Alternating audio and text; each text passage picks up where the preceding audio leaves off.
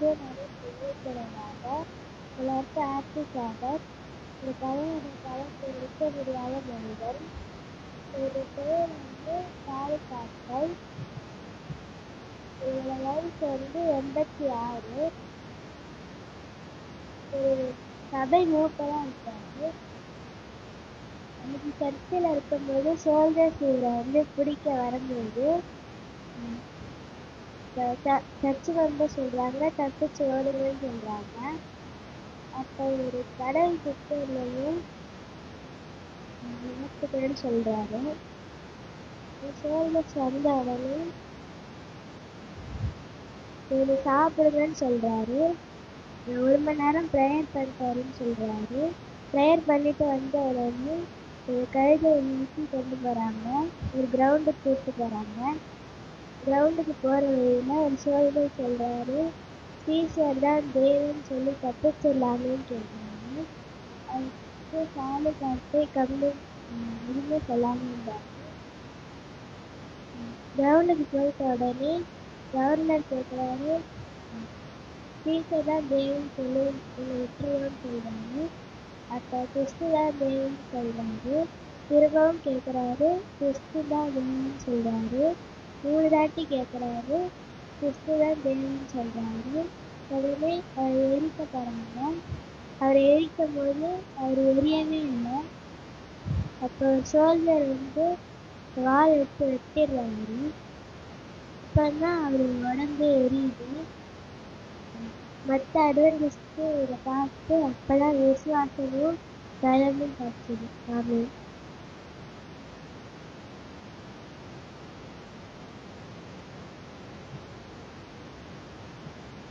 நல்ல ஒரு செய்தியை எடுத்து கொடுத்து ஜாலிக்கு நன்றி தெரிவித்துக் கொள்கிறேன். தேவன் தாமே அவர்களை ஆசீர்வதிப்பார்கள். இப்பொழுதும் தீர்க்க தரிசன செய்தியை சகோதரர் கேல்வின் அவர்கள்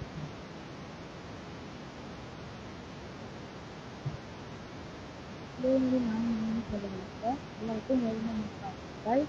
இப்போ நம்ம தீர்க்க செய்தியில எந்த புக்கில் எடுத்திருக்கோம்னா 7 நாள் விண்வெளி பயணம் என்ற புக்கில் தான் நம்ம எடுத்திருக்கேன். கிறிஸ்துவோடு நம்ம சேர்ந்து பாவிகளை நியாயம் தீர்ப்போம். அப்புறம் நம்ம 3 புத்தகத்தை பற்றி பார்ப்போம்.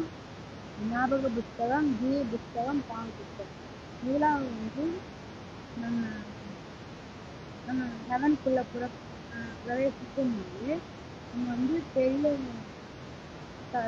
வெள்ளியினால் செய்யப்பட்ட ஒரு பெரிய டைனிங் டேபிள் பற்றி அது பல மைல் கிலோமீட்டர் தொலைவில் இருக்கும்.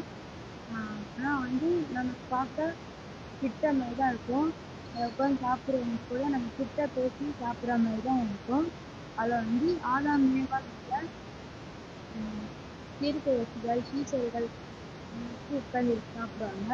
அதை நம்மளும் உட்காந்து சாப்பிடணும். அதில் மெயினாக ஜீவ இருக்க தண்ணி நமக்கு கொடுக்கப்படும். அடுத்து சாப்பிட்ட பிறகு நம்ம என்ன செய்யணும்னா நகரத்துக்கு சுற்றி நமக்கு பிடிச்ச நண்பர்களையும் பிடிச்ச நண்பர்களையும் போய் தேடுவோம். நமக்கு கொடுக்கப்பட்ட வீட்டில் போயிட்டு உண்மையும் வெளியும் போட்டு நம்ம வேலை செய்வோம். நம்ம 1000 ஆண்டுகள் நமக்கு கொடுக்கப்பட்ட வேலை என்னன்னா தேவனோடு கூட நம்மளை பாவிகளை நமக்கு நியாயம் தீர்க்கிறாங்க. துன்மார்க்களை நமக்கு நியாயம் தீர்க்கிறதா நமக்கு வேலை. அது அந்த வேலை ரொம்ப கஷ்டமா இருக்குன்னா, ஏன்னா ரட்சிப்பை இழந்தவங்களுக்காக பிதா குமார் பரிசுத்தவான்கள்லாம் கண்ணீர் சிந்துவதை நம்ம பார்த்தோம்னா அது சில காலத்துக்கு தொடருன்னு சொல்றாங்க. அந்த பாவம் ஃபுல்லா முடிஞ்ச பிறகுதான் நமக்கு கொஞ்சம் ஹாப்பியா இருக்கும்னு சொல்றாங்க. இப்போது நம்ம ஞாபக புத்தகத்தை பற்றி பார்த்தோம். ஒரு சில மக்கள் நமக்கு பிடித்தவர்கள் அப்புறம் ஊழியர் செஞ்சவர்கள் தான் ஏன் வரலான்னு கேட்போம். ஞாபக புத்தகத்தை எடுத்து பார்க்கும்போது அவர்கள் எடுத்த முடிவுல தான் இருக்கு. முடிவு தான் சில தப்பான முடிவு கூட எடுத்திருக்கலாம். அதனால கூட நமக்கு ஹெவனுக்கு வர முடியாம போயிருக்கும். அது என்னன்னு பார்ப்போம். செயல்களின் நோக்கம், உடல் அசைவு, கண் ஜாடை, முகப்பார்வை ஆகியவை இது பதிவு செய்யப்பட்டிருக்கும். இந்த நாளுமே அந்த இதுல இந்த புத்தகத்துல நம்ம குறிக்கப்பட்டிருக்கோம். அடுத்தது வந்து ஜீவ புத்தகத்தை பத்தி பார்ப்போம். இந்த புத்தகம் வந்து ரொம்ப மதிப்புமிக்க புத்தகம். அதுல வந்து நன்மையானவங்களை பற்றி தான் போட்டிருக்கோம். நன்மையான செயலை பற்றி போட்டிருக்கோம். கிறிஸ்துவின் நீதியை ஏற்றுக்கொண்டவங்களை பற்றி அந்த புத்தகத்துல போட்டிருக்கோம். பரிசுத்த ஆவியின் சட்டத்துக்கு செயல்படுத்தவங்களை பற்றி அவங்க இந்த புத்தகத்துல எழுதியிருக்கோம். இவங்க நன்மை செய்ய சோர்ந்தே போனாங்க, சுயநலம் பெறுவது, பெருமை பெறுவது, மாம்சத்தில் சிறை எழுதி பெறுவது. அடுத்தது வந்து பால் புத்தகத்தை பற்றி தேவனை ஒருபோதும் விசுவாசியாதவங்க பேர்லாம் இந்த பாவ புத்தகத்துல இருக்குது. தேவனை ஒரு காலத்துல ஏற்றுக்கொண்டு இன்னொரு காலத்துல மறுதளிச்சவங்களோட பேர் கூட இதுல இருக்குது. இவங்கெல்லாம் மரணத்துக்கு ஏற்பட்டவங்க. இவங்க வந்து சாத்தானுக்கு கீழ்ப்படினாங்க. இவங்க வந்து செயல்கள் பாவங்கள் இருக்கும். நாம் எந்த குணத்தில் மதித்தோமோ அதே குணத்தில் தான் நம்ம எழுந்திருக்கோம். நம்முடைய பெயர் எந்த புத்தகத்தில் இருக்க வேண்டும் சொல்லிட்டு நம்ம தீர்மானிக்கணும். ஆமா.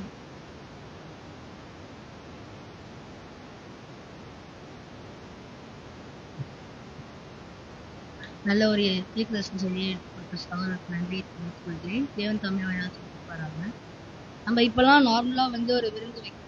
ஆனா பரலோகத்துல இருக்க அந்த விருந்தை நம்ம கலந்துக்கவும், அதே போல அவருடைய அந்த ஜீவக்கனியை நம்ம புசிக்கவும், புக் ஆஃப் செல்ல நம்மளுடைய பேர் வந்து அழிக்கப்படவும் தேவன் நம்ம ஆசீர்வதிப்பாங்க. மீண்டும் ஒரு முறை நான் கேள்விக்கு நன்றி தெரிவித்துக் கொள்கிறேன்.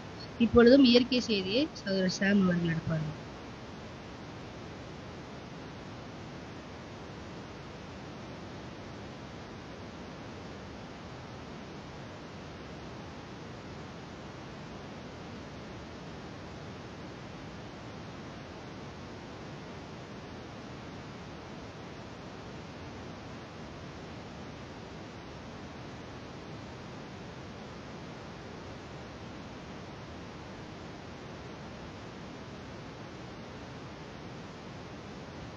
எல்லாருக்கும் ஹாப்பி சபத். இந்த ஒரு நேச்சர் டாக் வந்து நான் வந்து எதை பற்றி எடுக்க போறேன்னா, ஆலிவ் ட்ரீ, இந்த ஆலிவ் ட்ரீ, இந்த ஆலிவ் வீட், அதுக்கப்புறம் ஆலிவ் ஆயில், இதுல வந்து இருக்கிற சில நன்மைகளையும், அதுக்கப்புறம் பைபிளில் வந்து இதை பற்றி என்னென்னலாம் சொல்லியிருக்காங்கன்றது தான் இன்னைக்கு நம்ம வந்து ஷார்ட்டாக பார்க்க போகிறோம். இந்த ஒரு ஆலிவ் மரம் வந்து 3 to 12 மீட்டர் ஹைட்டுக்கு வந்து வளருமா. அது மட்டும் இல்லாமல் இது ரொம்ப செழிப்பான மரம் அப்படின்னு சொல்லிட்டு குறிப்பிடுறாங்க. இது வந்து அதிகமான வருஷம் வந்து இது வந்து வாழுமா. ஸோ டர்க்கி இருக்குல்ல, டர்க்கி கண்ட்ரி எப்படி நம்ம எல்லாருக்குமே தெரியும். அந்த ஒரு டர்க்கி கண்ட்ரியில் வந்து ஒரு ஆலிவ் ட்ரீ வந்து கண்டுபிடிச்சிருக்காங்க. ஸோ அந்த ஆலிவ் ட்ரீயோட ஏஜ் என்னன்னு சொல்லிட்டு பார்க்கும்போது 6000 years அப்படின்னு சொல்லிட்டு சயின்டிஸ்ட் வந்து சொல்லியிருக்காங்க. அது மட்டும் இல்லாமல் இது வந்து இஸ்ரேலில் வந்து அதிகமாக காணப்படுற ஒரு ட்ரீயாக இருக்கு. இப்போ வந்து நம்ம இந்தியாவுக்கு வந்து நம்மளோட இந்தியாவோட நேஷனல் ட்ரீ என்னன்னு சொல்லிட்டு பார்க்கும்போது என்னது நம்ம இந்தியாவோட நேஷனல் ட்ரீ? Banyan tree.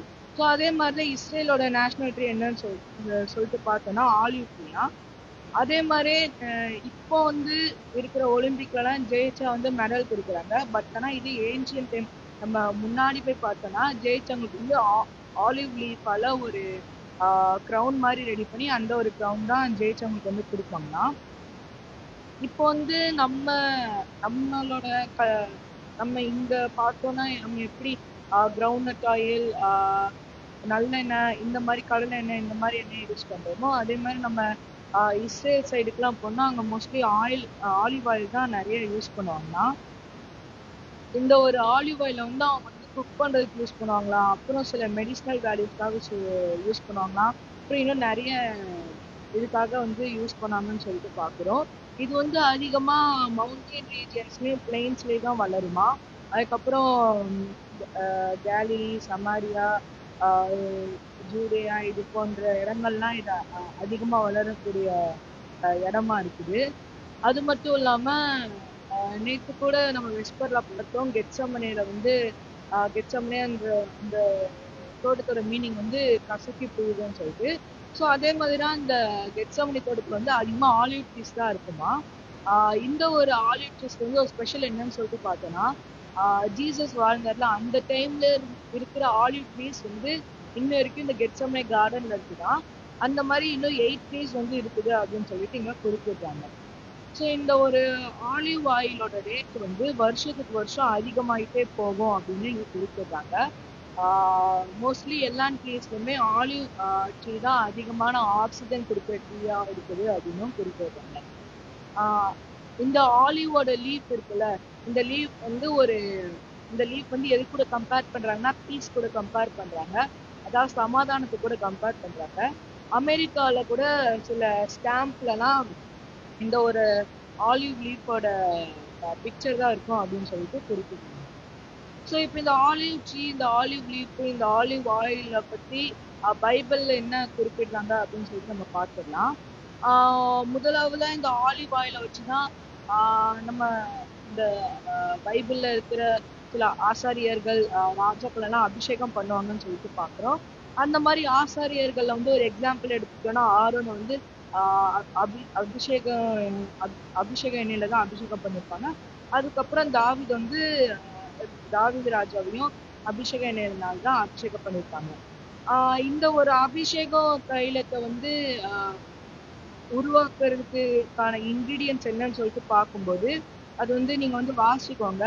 யாத்திராகமம் 30, 24, 25 வந்து அதுக்கான இன்கிரீடியன்ஸ் கொடுத்துருப்பாங்க. அதுல வந்து கிட்டத்தட்ட ஒரு 4 இன்கிரீடியன்ஸ் சொல்லியிருப்பாங்க. அதுல வந்து இப்போ வந்து வாசிக்க டைமும் ரொம்ப கம்மியா தான் இருக்கு. ஸோ அதுல வந்து 3 இன்கிரீடியன்ஸ் விட ஆலிவ் ஆயில் தான் அதிகமா சொல்லியிருப்பாங்க. ஏன்னா இந்த 3 இன்கிரீடியன்ஸ் வந்து வசம்பு, அதுக்கப்புறம் இன்னும் 2 சொல்லியிருப்பாங்க. அதுக்கப்புறம் ஆலிவ் ஆயில் வந்து 1 குடம் ஆலிவ் ஆயில் அப்படின்னு இங்க குறிப்பிட்டிருப்பாங்க. அது வந்து நீங்க வந்து வாசிக்கோங்க. அதுக்கப்புறம் மோசையோட காலத்துல வந்து இந்த குத்து விளக்கு இருக்கும்ல, ஆசரிப்பு கூடாரத்துல அந்த ஒரு குத்து விளக்கு வந்து அந்த எண்ணெய் அந்த திரி அந்த வெளிச்சம் வந்து வெளிச்சம் வந்து மங்கக்கூடாத அளவுக்கு அந்த ஒரு குத்து விளக்குலையும் இந்த ஆலிவ் எண்ணெய் தான் ஊற்றிருப்பாங்க. அது வந்து எந்த வசனத்துல இருக்குதுன்னா லேவியராகமம் 24:1 அப்புறம் 2வது வசனத்துல நீங்க வந்து எடுத்து பார்த்துக்கோங்க. அதுக்கப்புறமா இந்த ஆலிவ் லீஃப் பத்தி சொல்லணும்னா நோவா வந்து 120 வருஷம் பிரசங்கம் பண்ணதுக்கு அப்புறம் அவர் வந்து பேழையில இருக்கார்ல, அந்த பேழையில இருக்கிறதுக்கு அப்புறம் தண்ணி வந்து வத்தி போயிடுச்சா போவலையா அப்படின்ற அவருக்கு ஒரு கேள்வி எழுப்புனதுனால அவர் வந்து என்ன பண்ணுவாரு, ஒரு பறவையை பறக்கிடுவார். ஸோ அந்த பறவை வந்து அதுக்காக என்ன அடையாளத்தை எடுத்துட்டு வரும்னா ஒலிவ இலையை தான் எடுத்துட்டு வரும் அப்படின்னு பார்க்கணும். அதுக்கப்புறம் இந்த ஒலிவ மரத்தை பத்தி நம்ம பார்க்கலாம். சாலமோன் வந்து தேவாலயத்தை கட்டியிருப்பாள்ல, அந்த ஒரு தேவாலயத்துல இருக்கிற இந்த ஒரு 2 கேருபீன்கள் வந்து ஒலிவ மரத்துல தான் கட்டியிருப்பாங்களா. அது வந்து எந்த வசனத்துல இருக்குன்னா 1 ராஜாக்கள் 6:23 இருக்கு, நீங்க பாத்துக்கோங்க. அதுக்கப்புறம் நிறைய ப்ராஃபட்ஸ் எல்லாருமே இந்த ஒரு ஒலிவ மரத்தை பத்தி தான் எக்ஸாம்பிளா சொல்லியிருப்பாங்க. இந்த ஒரு ஆலிவ் ஆயிலை வச்சு நிறைய பேர் இஸ்ரேல் மக்கள் எல்லாம் அப்பம் சுட்டிருப்பாங்க. அது வந்து சமைக்கிறதுக்கு யூஸ் பண்ணிருப்பாங்க. இந்த ஒரு வசனத்தை வந்து நீங்க வந்து உபாகம் 8:7-9 இருக்கும், நீங்க பாத்துக்கோங்க.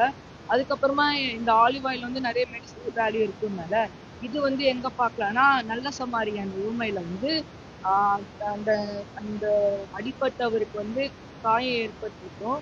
அந்த ஒரு காயத்துல வந்து அவங்க வந்து ஒலிவ எண்ணெயை தான் தேய்ப்பாங்க. இது வந்து லூக்கா 10வது அதிகாரம் 34 வசனத்துல இருக்கு. அதுக்கப்புறம் இந்த ஒரு ஆலிவ் ஆயிலை பத்தி எதுல பார்க்கலாம்னா ஒரு விடோ இருப்பாங்க, அந்த விடோவோட ஹஸ்பண்ட் வந்து இறந்துருவாங்க. ஒண்ணு அவங்களுக்கு நிறைய கடன் இருக்கும்போது அவங்க வந்து கடன்காரங்க வந்து என்ன சொல்லுவாங்கன்னா அவங்க 2 பிள்ளைங்களை வந்து நாங்க அப்போ அடிமைகளா கூப்பிட்டு போவோம் அப்படின்னாங்க. இது எந்த ப்ராஃபட்டோட கதை? எலிஷாவோட கதை. ஸோ இந்த ஒரு எலிஷாவோட கதையிலயும் ஆலிவ் ஆயில் வந்து மற்றவங்களுக்கு வந்து பணம் சம்பாதிக்கிறதுக்கான ஒரு இன்சிடென்ட்டா வந்து இந்த ஒரு இது இருக்குது. அது மட்டும் இல்லாம பைபிள் வந்து என்ன சொல்லிருக்காங்கன்னா, நம்ம பரலோகத்துக்கு போகணும்னா நம்ம கிட்ட கண்டிப்பா ஒலிவ எண்ணெய் இருக்கணும் அப்படின்னு சொல்லிட்டு சொல்லியிருக்காங்க. ஒலிவ எண்ணெய்னா நம்ம கடையில போயிட்டு ஆலிவ் ஆயில் வாங்குறது இல்ல, இதுக்கான தீர்க்க தரிசன அர்த்தம் இருக்குது. ஸோ அதை பத்தி நம்ம பார்த்தோம்னா நம்ம எல்லாருக்குமே இந்த 10 விர்ஜின்ஸ் பேரபிள் வந்து தெரியும். இந்த 10 கன்னிகைகள் உண்மை. இதுல வந்து 5 பேர் தனியா 2ஆ பிரிச்சிருப்பாங்க. ஒருத்தவங்க கிட்ட வந்து ஆஹ் அந்த இந்த இது என்ன சொல்லுவாங்க, தீவெட்டி தீவெட்டி இருக்கும். இன்னொரு 5 பேர்கிட்ட வந்து எண்ணெய் இருக்காது. அப்போ வந்து அந்த எண்ணெய் இல்லாதவங்களை வந்து அந்த எண்ணெய் இல்லாதவங்க போய் எண்ணெய் எடுக்க போகும்போது கடவுள் வந்து போயிடுவாரு. அப்போ வந்து கடவுள் என்ன சொல்லுவாங்கன்னா, உங்களை நான் அறியேன் அப்படின்னு சொல்லிட்டு சொல்லிடுவாங்க. ஸோ இந்த ஒரு உவமையில என்ன அப்படின்னா என்னன்னு சொல்லிட்டு பார்க்கும்போது தீர்க்க தரிசனார்த்தத்தின்படி என்னன்னா ஹோலி ஸ்பிரிட் அப்படின்னு சொல்லிட்டு பார்க்கணும். ஸோ கடவுள் வந்து நம்ம கிட்ட என்ன சொல்லியிருக்காங்கன்னா, இந்த உலகத்துக்கு நீங்க வந்து வெளிச்சமா இருக்கணும்னு சொல்லியிருக்காங்க. அப்போ வெளிச்சமா இருக்கணும்னா ஒரு விளக்குல வந்து வெளிச்சம் இருக்கணும்னா அந்த வெளிச்சத்துக்கு வந்து என்ன தேவை, திரி தேவை. அதை விட முக்கியமா அதுக்கு வந்து எண்ணெய் தேவை. அப்போ இது கூட நம்ம வந்து கம்பேர் பண்ணிக்கிட்டோம்னா நம்ம தான் ஒரு எம்டி வெசல், நம்ம வந்து ஒரு வெறுமையான பாத்திரம். ஸோ நமக்கு வந்து எண்ணெய் இருந்தா மட்டும்தான் நம்ம வந்து இந்த உலகத்துக்கு வெளிச்சமா இருக்க முடியும். அப்படி நமக்கு நமக்கு என்ன வேணும்னா நமக்கு யார் வேணும், ஹோலி ஸ்பிரிட் இருந்தா மட்டும்தான் நம்மளால வெளிச்சமா இருக்க முடியும் அப்படின்னு சொல்லிட்டு பாக்குறோம். ஸோ இதை நம்ம வந்து யோசிச்சுக்கணும். இந்த ஒரு நேச்சர் டாக்ல இருந்து நம்ம கத்துக்கிற பாடங்கள் என்ன அப்படின்னு சொல்லிட்டு பார்க்கும்போது, எப்படி இந்த மரத்தினுடைய எல்லா பகுதிகளும் ஒருத்தவங்களுக்கு யூஸ்ஃபுல்லா இருக்குதோ அதே மாதிரி நம்மளும் மற்றவங்களுக்கு வந்து யூஸ்ஃபுல்லா இருக்கணும். தென் அதுக்கப்புறம் எப்படி இந்த ஒலிவ மரத்தோட இலை வந்து சமாதானத்தை குறிக்குதோ அதே மாதிரி நம்மளும் சமாதானம் பண்ணுங்கிறவங்களா இருக்கணும். நான் சொல்ற வசனத்தை எடுத்தவங்க வாசுங்க. மத்தேயு 5:9 எடுத்தவங்க வாசுங்க.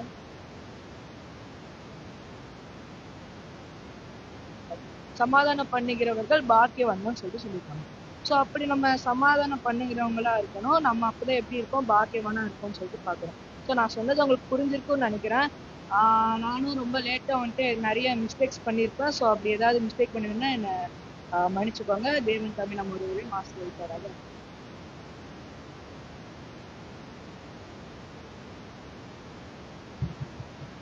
கடவுள் இந்த உலகத்துல நிறைய படிப்புகள் படிச்சிருக்காரு. ஒரு படிப்புக்கும் தனித்தனி விதமான சிறப்புகள் இருக்கு. ஸோ அப்படி ஒரு சிறப்பான ஒரு கிரியேஷன் என்னவா இருக்குன்னா மரமா இருக்கு. ஸோ நம்ம ஸ்கூல்ல படிப்போம், மரம் வளர்ப்போம் இதை காப்போம் சொல்லுவாங்க. மரம் வளர்ப்போம் உயிர் காப்போம், மரம் வளர்ப்போம் உயிர் காப்போம். ஸோ இந்த மரங்கள் நம்மளுக்கு என்ன பண்ணுது, உயிரை காக்கிற ஒரு மரங்களா இருக்குது. ஸோ அப்படிப்பட்ட சிறப்பு மிக்க மரங்கள்ல ஒரு விதமான ஒலிவ மரத்தை பத்தி எடுத்துக் கொடுத்த சகோதரருக்கு நன்றியை தெரிவித்துக் கொள்கிறேன். தேவன் தம்மையாக சொல்லியிருக்காங்க. இப்போது மொய்மல் பள்ளி பாடத்தை இப்போது